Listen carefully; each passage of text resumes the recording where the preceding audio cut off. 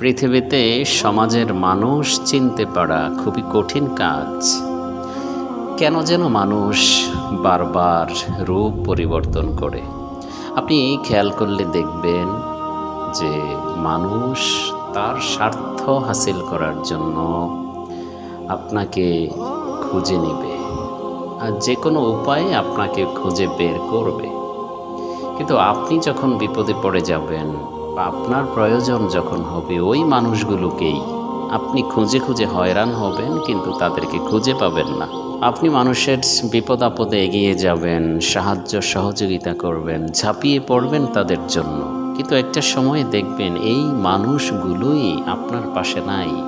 এমন একটা সময় আসে যেই সময়ে আপনার সহযোগিতা দরকার, আপনার পাশে কাউকে দরকার, একটা সাহায্যের হাত দরকার।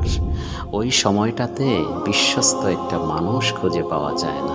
আপনি পৃথিবীতে কত মানুষকে কত কিছু দিয়েছেন, কত মানুষের জন্য কত কিছু করেছেন, কিন্তু আপনার প্রয়োজনের সময় একটা হাত আপনি খুঁজে পাওয়া খুব কঠিন হয়ে যাবে। বরং প্রায়শই এমন দেখা যায় আপনার কাছের মানুষ, আপনার নিকটাত্মীয়, যাদের কাছে আপনি প্রত্যাশা করেন, এই মানুষগুলোই আপনার বিপক্ষে আপনার উল্টা কাজ করা শুরু করে দেয়। এজন্য কিছু মানুষ থেকে সাবধান থাকা প্রয়োজন, দূরে থাকা প্রয়োজন। যেমন স্বার্থপর মানুষ, যারা নিজেদের স্বার্থ হাসিল করার জন্য আপনাকে কাজে লাগায়, এদের থেকে দূরে থাকা উচিত।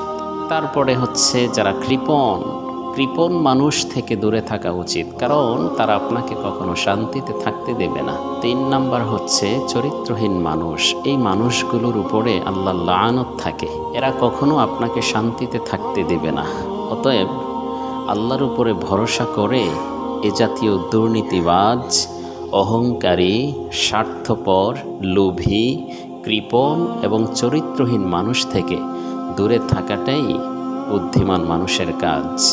আল্লাহ আমাদের সবাইকে হেদায়াত দান করুন।